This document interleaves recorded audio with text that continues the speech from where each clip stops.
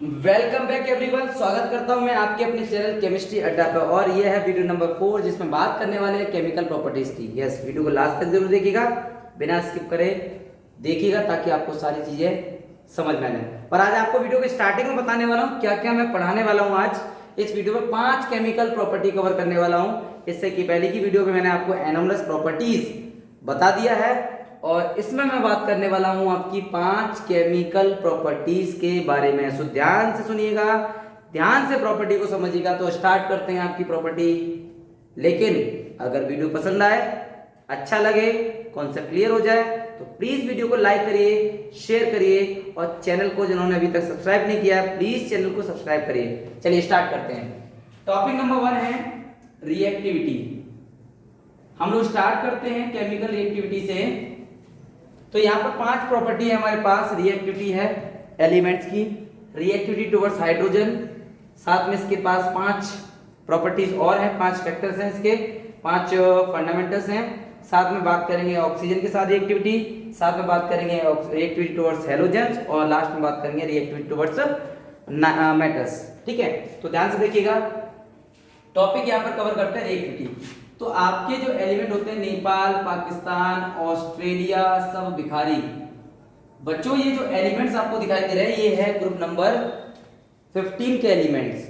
इनमें सबसे कम रिएक्टिव होता है नाइट्रोजन, क्योंकि नाइट्रोजन एग्जिस्ट करता है डाइएटमिक और फास्फोरस, आर्सेनिक, एंटीमनी ये सभी एग्जिस्ट करते हैं टेट्राएटमिक। ध्यान देना, नाइट्रोजन की रिएक्टिविटी अपने ग्रुप के एलिमेंट में सबसे कम होती है क्योंकि ये डाइनाइट्रोजन एग्जिस्ट करता है डाइनाइट्रोजन की फॉर्म में, मतलब 2 एटम के साथ ट्रिपल बॉन्ड एग्जिस्ट करते हैं, जबकि ये सब के सब टेट्राएटमिक एग्जिस्ट करते हैं और इनके बीच में सिंगल बॉन्ड एग्जिस्ट करता है।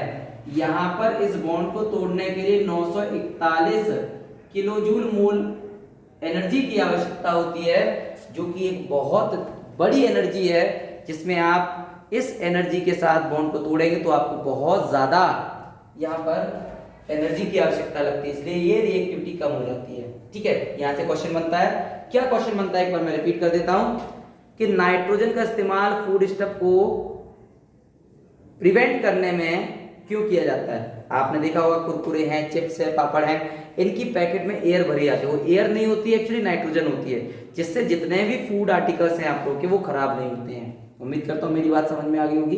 इसके अलावा आप कई तरीके से इसमें बता सकते हैं कि नाइट्रोजन को इनर्ट गैस क्यों बोला जाता है। जवाब सेम रहेगा, क्योंकि नाइट्रोजन के बीच में ट्रिपल बॉन्ड है और इनको तोड़ने के लिए बहुत ज्यादा अमाउंट ऑफ एनर्जी की आवश्यकता पड़ेगी, इसलिए नाइट्रोजन गैस को इनर्ट गैस की तरह भी बिहेव किया जाता है। दूसरा, एक प्रॉपर्टी आपकी कवर कर दी।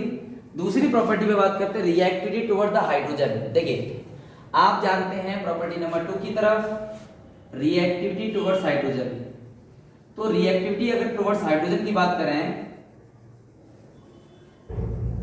हाइड्रोजन में जब भी आप रिएक्ट करते हो तो हाइड्राइड बनती है। ध्यान देना, whenever element of group number 15 combine with hydrogen it gives hydride, oxygen के साथ ऑक्साइड, हाइड्रोजन के साथ हैलाइड। या क्या बात कर रहा हूं, हाइड्रोजन की, तो बेटा आप नाइट्रोजन के साथ हाइड्रोजन बना सकते हैं, फास्फोरस के साथ इनका हाइड्राइड बना सकते हैं, आर्सेनिक के साथ इनका हाइड्राइड बना सकते हैं, एंटीमनी के साथ इनका हाइड्राइड बना सकते हैं और बिस्मथ के साथ भी इसका हाइड्राइड बना सकते हैं।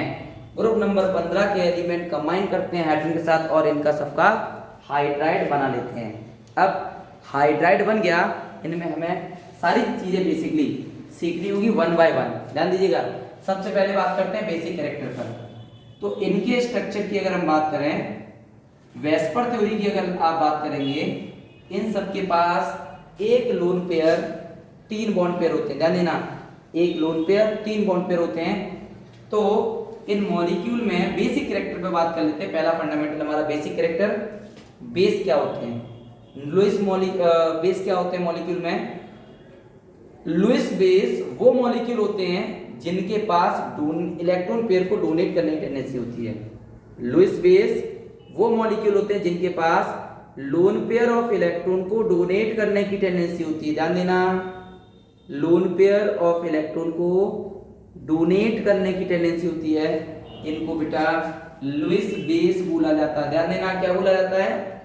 लुईस बेस बोला जाता है। ठीक है, तो nitrogen, phosphorus, arsenic, antimony, bismuth, सबके पास इलेक्ट्रॉन पेयर होते हैं, सबके पास लोन पेयर दिखाई दे रहे हैं आपको। ये डोनेट करने की टेंडेंसी रखते हैं, इसलिए लुईस बेस होते हैं। तो बेसिक कैरेक्टर में फंडामेंटल आपका क्लियर हुआ। बेसिक कैरेक्टर डिपेंड करता है लोन पेयर पर। जो मॉलिक्यूल जितनी आसानी से लोन पेयर को डोनेट कर देगा वो उतना ही ज्यादा बेसिक होगा। उम्मीद करता हूं बात समझ में आ रही होगी। अब चलते हैं हम इसके बाद आगे। देखिए, अब पूछा जाए कि टॉप टू बॉटम चलने पर हाइड्राइड की बेसिक कैरेक्टर में क्या फर्क पड़ेगा, तो आप बोलोगे टॉप टू बॉटम चलने पर बेसिक कैरेक्टर जो हाइड्राइड का होता है वो कम हो जाता है। क्यों? इसके पीछे भी रीजन होता है। तो बेसिक कैरेक्टर तो समझ में आ गया लुईस बेस, लेकिन ये कब ज्यादा होता है, कब कब होता है, ये आप लोग को समझना होगा। देखिए, क्वेश्चन दो तरह से बनते हैं कि why ammonia is more basic than other hydride of the group number 15, ऐसे भी पूछा जा सकता है।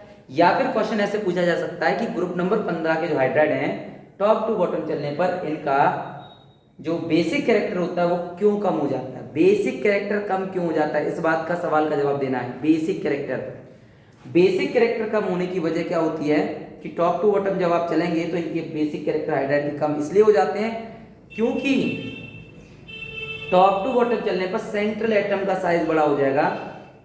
सेंट्रल एटम का साइज बड़ा हो जाएगा तो इलेक्ट्रॉनिक रिपल्सन कम हो जाएगा। इलेक्ट्रॉन रिपल्सन जब कम हो जाएगा तो डोनेट करने की इलेक्ट्रॉन की जो टेंडेंसी है वो कम हो जाएगी। So basic character depends upon the size of central atom. Smaller is the size, higher is the smaller is the size, higher will be the electronic repulsion and more will be the basic character. जितना atom का size छोटा होगा उतना आसानी से molecule में repulsion बढ़ाया जा सकता है, क्योंकि छोटे रीजन में सारे इलेक्ट्रॉन कंसंट्रेट हो जाएंगे तो उनके बीच में रिपल्सन हो जाएगा। रिपल्सन जब ज्यादा हो जाएगा तो मॉलिक्यूल में आसानी से लोन पेयर को डोनेट किया जा सकता है। तो अमोनिया इसीलिए ज्यादा बेसिक होता है because nitrogen having the smaller size and high electron repulsion. एक बार फिर बता रहा हूं, smaller size and high electron repulsion. हो गया जवाब। अगर आपसे पूछा जाए टॉप टू बॉटम चलने पे क्या होता है, तो टॉप टू बॉटम चलने पे आप बोलोगे कि as we move from top to bottom in the group number 15 size of the central metal atom increases, force of repulsion among the electron decreases, so it is not easy to donate the electron. तो top to bottom चलने पर इसलिए इनका basic character कम हो जाता है। अब चलते हैं बेटा, इसके बाद बेसिक कैरेक्टर हो गया, इसके बाद चलते हैं आगे स्टेबिलिटी ऑफ द हाइड्राइड। देखिए, टॉप टू बॉटम चलने पर इनके हाइड्राइड की जो स्टेबिलिटी होती है उनके बारे में बात कर लेते हैं। दूसरा फैक्ट है बी, स्टेबिलिटी जो होती है हाइड्राइड की वो डिपेंड करती है आपकी बॉन्ड लेंथ पर। जितनी ज्यादा बॉन्ड लेंथ होगी उतना स्टेबिलिटी कम होगी। ध्यान देना, बॉन्ड लेंथ जितना बॉन्ड की लंबाई ज्यादा होती है बॉन्ड उतना ही कमजोर होता है और उसको तोड़ने के लिए उतनी ही कम एनर्जी की आवश्यकता होती है।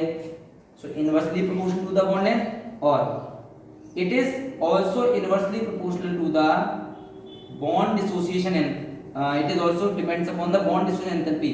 जिसकी बॉन्ड की डिसोसिएशन एंथैल्पी ज्यादा होती है उसकी स्टेबिलिटी भी ज्यादा होती है। तो हम इसको बताने वाले हैं, it is directly depends upon bond dissociation enthalpy. जिसमें बॉन्ड की एंथैल्पी ज्यादा होती है उसकी स्टेबिलिटी भी ज्यादा होती है। आप ऐसे भी बता सकते हो। It also depends upon the size of central atom. Central atom का जितना बड़ा साइज होगा उतनी ज्यादा बॉन्ड लेंथ होगी, उतनी बॉन्ड डिसोसिएशन एंथैल्पी कम होती है। यानी कि it is inversely proportional to the size of central atom. It is inversely proportional to the size of central atom. यानी कि ये जो साइज है सेंट्रल एटम का ये इनवर्सली प्रोपोर्शनल होता है किसके, स्टेबिलिटी के, राइट। तो स्टेबिलिटी जितनी ज्यादा होती है इसका मतलब उसके सेंट्रल एटम का साइज उतना छोटा होता है। देखिए, स्टेबिलिटी साइज बड़ा होने पर सेंट्रल एटम का कम हो जाती है, यानी इनवर्सली रिलेटेड हो जाएगी। साइज छोटा होगा स्टेबिलिटी बढ़ जाएगी, ठीक है।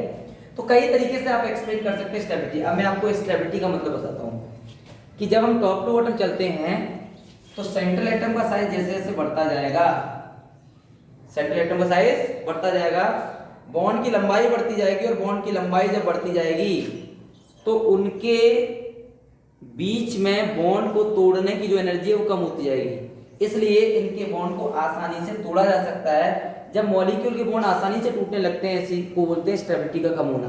तो टॉप टू बॉटम चलने पर स्टेबिलिटी कम हो जाती है क्योंकि सेंट्रल एटम का साइज बढ़ जाता है, बॉन्ड डिसोसिएशन एंथैल्पी कम हो जाती है क्योंकि बॉन्ड लेंथ बड़ी हो जाती है, इसलिए स्टेबिलिटी कम हो जाती है। उम्मीद करता हूँ बात समझ में आ गई होगी। अब चलता हूं मैं आगे। नेक्स्ट है हमारा तीसरा C, reducing power. Top to bottom चलने पर रिड्यूसिंग पावर इनकी बढ़ जाती है। क्या होता है? टॉप टू बॉटम चलने पर इनकी जो रिड्यूसिंग पावर होती है, रिड्यूसिंग पावर जो होती है वो बढ़ जाती है। क्यों बढ़ जाती है? क्या वजह होती है कि टॉप टू बॉटम चलने पर इनके बॉन्ड आसानी से टूट जाएंगे तो स्टेबिलिटी कम हो जाएगी। यानी हम बोल सकते हैं रिड्यूसिंग पावर या रिड्यूसिंग कैरेक्टर, दोनों बातें सेम है, इज प्रोपोर्शनल टू स्टेबिलिटी, यानी इनवर्सली प्रोपोर्शनल होती है। जिस मॉलिक्यूल की स्टेबिलिटी कम है उसकी रिड्यूसिंग पावर ज्यादा। क्यों? क्योंकि वो आसानी से बॉन्ड को तोड़ देगा, और जो मॉलिक्यूल जितनी आसानी से हाइड्रोजन को रिमूव कर देगा वो उतनी ही ज्यादा रिड्यूसिंग पावर कंटेन करता है। क्यों? आपने क्लास 10वीं में सीखा होगा, 10th क्लास में सीखा होगा classical definition of oxidation. Oxidation क्या सीखा आपने? ऑक्सीडेशन सीखा है आपने addition of oxygen, addition of oxygen और removal of hydrogen, removal of hydrogen. क्या बोलते हैं इसको? ऑक्सीडेशन। और जिस सब्सटेंस का ऑक्सीडेशन होता है वो रिड्यूसिंग एजेंट होता है, ध्यान देना। जिस सब्सटेंस का ऑक्सीडेशन होता है वो रिड्यूसिंग एजेंट होता है। तो बेटा जी यहाँ पर रिमूवल ऑफ हाइड्रोजन जितना आसान होगा, ऑक्सीडेशन होगा, जितना ज्यादा ऑक्सीडेशन होगा वो उतना ही बेटर रिड्यूसिंग एजेंट भी होता है। इसलिए टॉप टू बॉटम चलने पर हाइड्रोजन को बॉन्ड को तोड़ना आसान हो जाता है, हाइड्रोजन को निकालना आसान हो जाता है, इसलिए रिड्यूसिंग कैरेक्टर बढ़ जाता है। राइट? उम्मीद करता हूँ बात समझ में आ गई होगी। अब स्टेबिलिटी तो क्लियर हो गई आपकी, और साथ में बॉन्ड एंगल की बात करते हैं। बॉन्ड एंगल क्या कहता है कि जब हम लेफ्ट टॉप टू बॉटम चलेंगे तो इनके बॉन्ड एंगल लगातार कम होते जाते हैं। एक्चुअली मैं आपको समझाने की कोशिश करता हूं। अगर मैं NH3 का स्ट्रक्चर बनाऊं, लोन पेयर, बॉन्ड पेयर, ये NH3 हो गया, इनकी ज्योमेट्री होती है टेट्राहीड्रल। कैसे होती है? टेट्राहीड्रल। इनमें बॉन्ड एंगल कितना होता है? 109.5 का होना चाहिए, लेकिन यहाँ पे हो जाता है 160 डिग्री का हो जाता है। क्यों? क्योंकि यहाँ पर जो लोन पेयर और बॉन्ड पेयर का जो रिपल्सन है, किसका? लोन पेयर और बॉन्ड पेयर का जो रिपल्सन है वो ज्यादा है। जितना ज्यादा लोन पेयर बॉन्ड पेयर का रिपल्सन होगा, जितना ज्यादा लोन पेयर बॉन्ड पेयर का रिपल्सन होगा, उतनी ही इन बॉन्ड की ये जो एंगल है वो कम होते जाएंगे। तो इसका जवाब क्या होता है कि why bond angle decreases from top to bottom. तो आप बोलोगे it is due to the strong repulsion between the lone pair and bond pair. ध्यान देना, लोन पेयर बॉन्ड पेयर के रिपल्सन की वजह से इनके बीच के जो बॉन्ड एंगल हैं, इनके बॉन्ड पेयर के, ये लगातार घट जाते हैं क्योंकि रिपल्सन ऊपर से लोन पेयर करेगा तो ये सारे के सारे एंगल छोटे हो जाते हैं। उम्मीद करता हूँ बात समझ में आ गई होगी। जो भी क्वेश्चन बनते हैं मैं सारे क्लियर करते चल रहा हूँ। अब चलते हैं आगे। स्टेबिलिटी हो गई, बॉन्ड एंगल हो गया। अब इसके बाद बात करते हैं हम लोग रिड्यूसिंग पावर की। रिड्यूसिंग पावर की हमने डिस्कस कर लिया। अब आता है हमारा बॉइलिंग पॉइंट। देखिए फंडामेंटल क्या है बॉइलिंग पॉइंट का? बॉइलिंग पॉइंट का जो अगर फंडामेंटल की बात करें तो बॉइलिंग पॉइंट का जो फंडामेंटल है Bp is directly proportional to the molecular mass. ध्यान देना, मॉलिक्यूलर मास, और directly proportional to the force of attraction. किसके? Force of attraction. मॉलिक्यूल में जितना ज्यादा मास होगा उतना ज्यादा उसका बॉइलिंग पॉइंट बढ़ेगा, क्योंकि मॉलिक्यूलर मास बढ़ने के साथ साथ वैन डर वाल फोर्स बढ़ता है। ध्यान देना, मॉलिक्यूलर मास बढ़ने के साथ वैन डर वाल फोर्स बढ़ता है, यानी फोर्स ऑफ अट्रैक्शन इनडायरेक्टली बढ़ जाता है, इसलिए बीपी का हो जाता है। अब सवाल आता है टॉप टू बॉटम चलने पर इनके हाइड्राइड का बीपी कम होगा ज्यादा होगा? So as per your concept molecular mass बढ़ता है, मॉलिक्यूलर मास बढ़ेगा तो बॉइलिंग पॉइंट बढ़ेगा। सवाल ये आता है बॉइलिंग पॉइंट बढ़ता है तो इसका मतलब है आपका जो ऑर्डर है सबसे कम किसका होना चाहिए, अमोनिया का। बट ऐसा नहीं होता, यहाँ पर सीरीज क्या हो जाती है, PS3, उसके बाद AsS3, इसके बाद आ जाता है अमोनिया, उसके बाद SbS3 और उसके बाद BiS3। ध्यान देना कि जब हम लेफ्ट टू राइट चलते हैं तो इनका बीपी बढ़ना, सॉरी टॉप टू बॉटम चलते हैं तो इनका बीपी बढ़ना चाहिए, लेकिन अमोनिया का ये तीसरे नंबर पर क्यों आ जाता है टॉप टू बॉटम चलने पर? इसके पीछे क्या रीजन है कि ये यहाँ होना चाहिए था सबसे कम, बट हो जाता है एनोमलसली यहाँ पर। क्यों आप बताएंगे? नाइट्रोजन क्वेश्चन पूछा जाता था, why nitrogen having the higher BP than PS3 and AsS3? क्यों? इसके पीछे रीजन होता है it is because ammonia is associated with the intermolecular hydrogen bond. ध्यान देना कौन सा? Intermolecular hydrogen bond. ध्यान देना कौन सा? Ammonia is associated through intermolecular hydrogen bond, so it is the strong force of attraction, so NH3 having the higher BP. छोटा सा जवाब है, इनके बीच में इंटरमॉलिक्यूलर हाइड्रोजन बॉन्ड हो जाता है जिसकी वजह से इनका फोर्स ऑफ अट्रैक्शन बढ़ेगा। फोर्स ऑफ अट्रैक्शन बढ़ेगा तो इनका क्या होगा? फोर्स ऑफ अट्रैक्शन बढ़ने से बॉइलिंग पॉइंट बढ़ जाएगा। उम्मीद करता हूं मेरी बात आप लोगों को समझ में आ गई होगी। चलिए इसके बाद हम लोग बात कर लेते हैं बालकों नेक्स्ट क्या बात करेंगे आगे?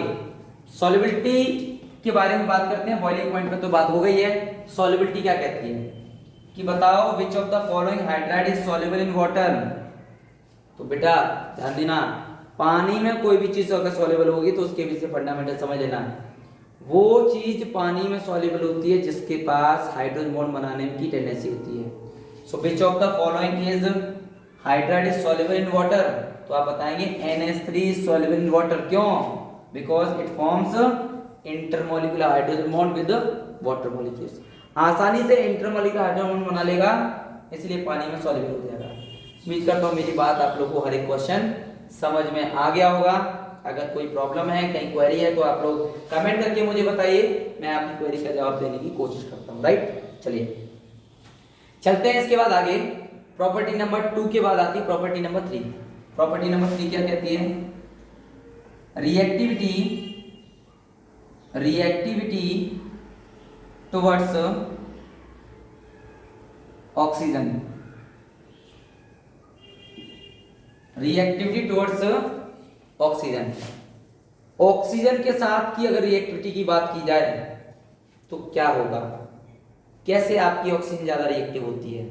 राइट, समझने की कोशिश करिए कि रिएक्टिविटी टुवर्ड्स ऑक्सीजन कैसे, समझिए। तो रिएक्टिविटी टुवर्ड्स ऑक्सीजन की अगर हम बात करें तो जब भी आप ग्रुप नंबर 15 के एलिमेंट को ऑक्सीजन के साथ रिएक्ट कराते हैं तो ऑक्साइड्स बनते हैं। ध्यान देना, ऑक्साइड्स बनते हैं। ठीक है, ऑक्साइड्स बनते हैं, दो टाइप के ऑक्साइड बनते हैं। ध्यान देना, एक बनता है E2O3 बन जाता है और एक बन जाता है E2O5। ठीक है, ऑक्सीजन के साथ आपके जो हाइड्राइड बनते हैं ग्रुप नंबर 15 के, वो दो टाइप के बनते हैं। Where E is the element of group number 15 elements. तो उम्मीद करता हूं मेरी बात समझ में आपको आ गई होगी कि यहाँ पर रिएक्टिव टुवर्ड्स ऑक्सीजन दो टाइप के ऑक्साइड बनते हैं। अब यहाँ से कई सारे क्वेश्चन पूछे जाते हैं, मैं एक एक करके क्वेश्चन का जवाब आप लोग को देने की कोशिश करता हूँ। कौन कौन से क्वेश्चन बनते हैं इस बारे में भी आपको बताने की कोशिश करता हूँ, तो ध्यान सुनना। जैसे नाइट्रोजन के कौन कौन से ऑक्साइड बनेंगे? नाइट्रोजन के ऑक्साइड बनेंगे N2O3 एंड N2O5। कौन कौन से? N2O3 and N2O5। Any problem? उम्मीद करता हूं बात समझ में आ गई होगी। N2O3 and N2O5। ठीक है, तो क्यों इनकी एसिडिक नेचर डिपेंड करती है, सारी चीजें समझा रहा हूं। तो इनमें से नाइट्रोजन के दो ऑक्साइड बनते हैं, तो इसमें आप समझो पहले तो मेटल ऑक्साइड का नेचर कैसा होता है? मेटल ऑक्साइड का नेचर होता है बच्चों बेसिक। कैसा होता है? बेसिक। नॉन मेटल ऑक्साइड का नेचर, नॉन मेटल ऑक्साइड का जो नेचर होगा वो कैसा होगा, एसिडिक। और मेटलॉइड का जो नेचर होगा वो होगा एम्फोटेरिक। समझना, एम्फोटेरिक। ऐसे ऑक्साइड एसिडिक और बेसिक दोनों शो करते हैं। इस तरह के ऑक्साइड को बोलते हैं एम्फोटेरिक। क्या बोलते हैं, एम्फोटेरिक, राइट। चलिए अब हम चलते हैं आगे। इसके बाद तो मेटलॉइड एम्फोटेरिक बनाते मतलब एसिडिक और बेसिक दोनों बनाते थे। अब बात समझना, यहां से कई सारे क्वेश्चन आते हैं कि नाइट्रोजन के ऑक्साइड का नेचर कैसा होगा, कैसा होगा भाई, एसिडिक होगा, क्योंकि ये दोनों के दोनों नाइट्रोजन के ऑक्साइड है और नाइट्रोजन होता है नॉन मेटल। तो नॉन मेटल जितने भी ऑक्साइड बनाएगा वो कैसे बनाता है, एसिडिक, ठीक है। तो दोनों में से क्वेश्चन पूछा जाता है N2 5 और N2 3 में दोनों में से कोवलेंसी किसकी ज्यादा होती है, कोवलेंट कैरेक्टर किसके पास होता है ज्यादा। तो आप बताएंगे N2O5 ज्यादा कोवलेंट होता है क्योंकि इसके पास +5 ऑक्सीडेशन स्टेट होती है और यहाँ पर +3 ऑक्सीडेशन स्टेट होती है। यानी जितनी ज्यादा ऑक्सीडेशन स्टेट होगी उतना ज्यादा कोवलेंट नेचर होगा, जितनी ज्यादा ऑक्सीडेशन स्टेट होगी उतना ज्यादा कोवलेंट नेचर होगा। तो यहाँ पर +5 ऑक्सीडेशन स्टेट होती है, यहाँ पर +3 होती है। तो जितनी ज्यादा ऑक्सीडेशन स्टेट होती है उतना ज्यादा कोवलेंट नेचर होता है। उम्मीद करता हूं मेरी बात आप लोगों को समझ में आ गई होगी। So N2O5 is more covalent than N2O3 because nitrogen is in +5 oxidation state and here nitrogen is in +3 oxidation state. उम्मीद करता हूं मेरी बात आप लोगों को समझ में आ गई होगी। अब इसके बाद चलते हैं हम आगे। अगला क्वेश्चन इन्हीं पर ही बनता है, नाइट्रोजन कितने टाइप के ऑक्साइड बनाता है, नाइट्रोजन कितने टाइप के ऑक्साइड बनाता है। तो नाइट्रोजन 2 टाइप के ऑक्साइड बनाता है। पहला एसिडिक होते हैं, इनके एग्जांपल आप लोगों को मालूम है। दूसरे एसिडिक में आपका N2 3 आ गया और N2 5 आ गया। दूसरा ये न्यूट्रल ऑक्साइड भी बनाते हैं। कैसे बनाते हैं, न्यूट्रल ऑक्साइड भी बनाते हैं। कैसे होते हैं न्यूट्रल, N2O भी होता है, NO2 भी होता है और NO भी होता है। ये 3 ऑक्साइड ध्यान रखना, नाइट्रोजन के न्यूट्रल ऑक्साइड होते हैं, ध्यान रख लेना इस चीज को। Neutral oxide of nitrogen 3 oxide होते हैं। उम्मीद करता हूं बात समझ में आ गई होगी। इसके बाद चलते हैं हम आगे, ठीक है। तो न्यूट्रल ऑक्साइड नाइट्रोजन के हो गए। इसके बाद हम लोग नेक्स्ट चलते हैं आगे प्रॉपर तरीके से, ठीक है। आगे हमारे पास फंडामेंटल आता है कि इनमें से जो सारे के सारे ऑक्साइड होते हैं वो किस तरह के होते हैं। जैसे हमने बोला N2O5 हो गया, बाकी P4O10 हो गया, ठीक है। तो नाइट्रोजन फॉस्फोरस आर्सेनिक AS4O10, ठीक है। उसके बाद एंटीमनी Sb4O10 और nitrogen phospho arsenic antimony bismuth, ठीक है। बिस्मथ को आप नहीं ले सकते क्योंकि वो मेटलॉइड होता है। तो हम बोलेंगे इस ऑर्डर में बेस जो इनका एसिडिक कैरेक्टर होता है वो लगातार कम हो जाता है। क्यों कम हो जाता है, ये दोनों तो एसिडिक होते हैं चूंकि नॉन मेटल हैं। क्या है ये दोनों, नॉन मेटल के ऑक्साइड तो एसिडिक होते हैं, लेकिन ये दोनों क्या हैं, मेटलॉइड हैं। और मेटलॉइड के जो ऑक्साइड होते हैं कैसे होते हैं, एम्फोटेरिक होते हैं। और साथ में बिस्मथ की अगर बात करें, ये टिपिकल मेटल एग्जिस्ट करता है, टिपिकल मेटल। तो टिपिकल मेटल अगर एग्जिस्ट करेगा तो इसके तो नेचर मेटल का है ना, तो बेसिक होना चाहिए। तो यहां से लेकर यहां तक इनका बेसिक कैरेक्टर, इनका नॉन मेटल का ऑक्साइड जो होता है एसिडिक कैरेक्टर लगातार कम हो जाता है। उम्मीद करता हूं ये बात आपको समझ में आ गई होगी।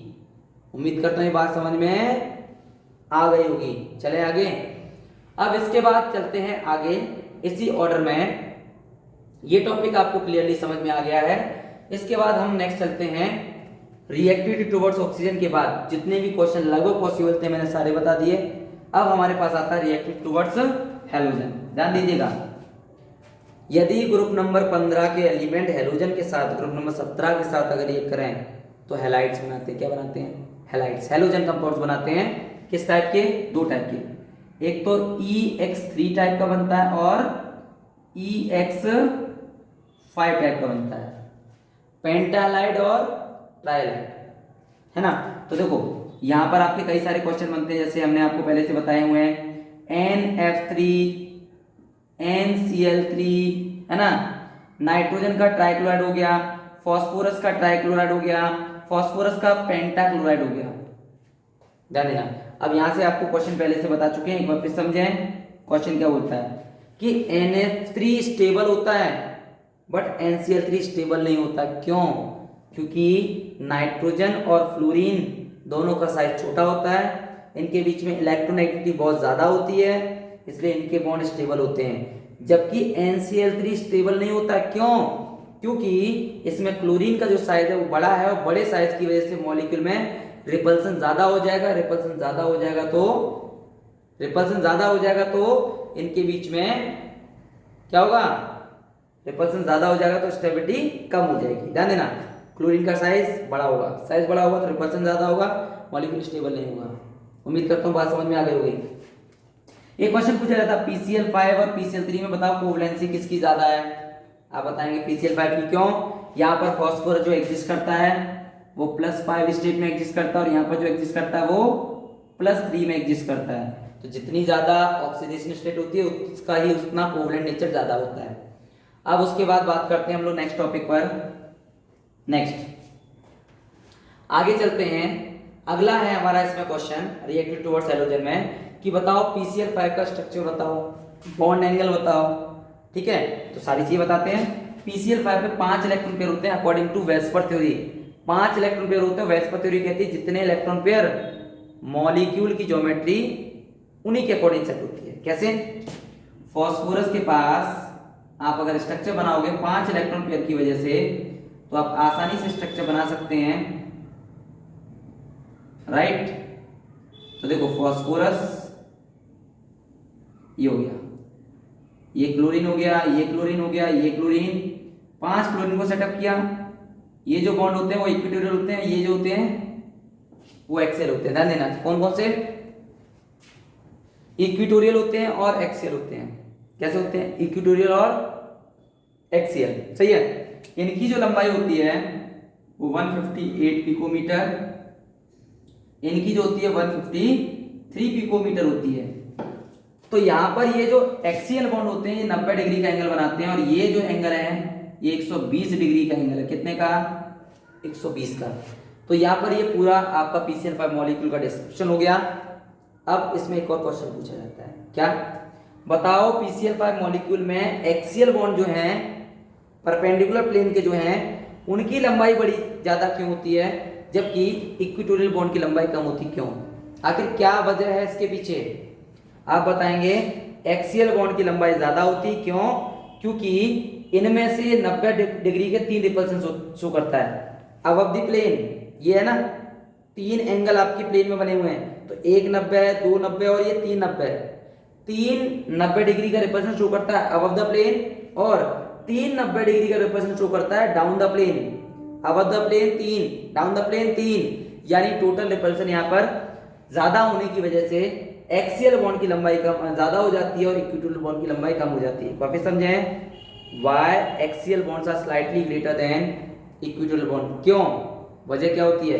एक्सियल बॉन्ड में रिपल्सन ज्यादा होता है। एक्सियल बॉन्ड में रिपल्सन ज्यादा होगा, रिपल्सन ज्यादा होगा तो इनके बीच में इनकी लंबाई हल्की सी एक्सियल बॉन्ड की लंबाई इक्विटोरियल से बढ़ जाया करती है। उम्मीद करता हूं मेरी बात आप लोगों को समझ में आ गई होगी। और हम बात करते हैं लास्ट क्वेश्चन पर। अगर आपको कोई भी क्वेश्चन समझ में ना है तो कमेंट करके बताइए, आप लोगों के सवाल का जवाब देने की कोशिश करूंगा कि आपकी सारी प्रॉब्लम सॉर्ट आउट हो जाए। बात करते हैं रिएक्टिव टुवर्ड्स मेटल्स। अगर हम मेटल के साथ रिएक्टिविटी की बात करें तो ग्रुप नंबर 15 के एलिमेंट अगर मेटल के साथ रिएक्ट करें तो मेटल के नाइट्राइड बनते हैं। क्या बनते हैं? मेटल के नाइट्राइड। जैसे मैग्नीशियम Mg3N2, और ये बाइनरी कंपाउंड बनाते हैं। कैसे? Binary compound. Sodium Na3N, sodium nitride बनता है। जितने भी कंपाउंड होते हैं नाइट्रोजन के साथ रिएक्ट करते हैं तो नाइट्राइड बनाते हैं, और ये बाइनरी कंपाउंड बनाते हैं। फॉस्फेट्स के साथ फॉस्फाइड बनाते हैं। कैल्शियम Ca3P2, कैल्शियम फॉस्फाइड बनाते हैं। ये सब क्या हो गए? नाइट्रोजन और फॉस्फोरस के साथ ये कंबाइन करते हैं, और कंबाइन करने के बाद नाइट्राइड या फॉस्फाइड बनाते हैं। और ये सारे कंपाउंड बाइनरी होते हैं। बाई का मतलब 2। तो और इनका नेचर आयनिक होता है। ये बात आप लोगों को समझ में आ गई होगी। इस वीडियो में हमने पूरा कवर किया है केमिकल प्रॉपर्टी। अगर वीडियो अच्छा लगा तो वीडियो को लाइक करिए, वीडियो को शेयर करिए अपने फ्रेंड के साथ और चैनल को सब्सक्राइब करिए अगर आपने चैनल अभी तक सब्सक्राइब नहीं किया है। आपके सब्सक्रिप्शन से, आपके लाइक से, आपके शेयर से हमें मोटिवेशन मिलने वाला, पॉजिटिव मोटिवेशन मिलता है। आप लोगों का सपोर्ट बहुत जरूरी है। अगर आप लोगों का सपोर्ट रहा तो हम आप लोगों के और ज्यादा इंटरेस्टिंग के साथ, मेहनत के साथ वीडियो लेके आने वाले हैं, जिससे आप लोगों को कोई भी दिक्कत किसी भी टॉपिक में पूरे 12th में नहीं रहने वाली। उम्मीद करता हूं मेरी बात आप लोगों को समझ में आ गई होगी। हम्बल रिक्वेस्ट है, चैनल को सब्सक्राइब करें, शेयर करें। वीडियो अगर पसंद आया तो जरूर शेयर करें। एक लाइक तो बनता है मेहनत करने के बाद। ठीक है, मिलते हैं आप लोगों को अगली वीडियो में अगले कंटेंट के साथ। Goodbye everyone.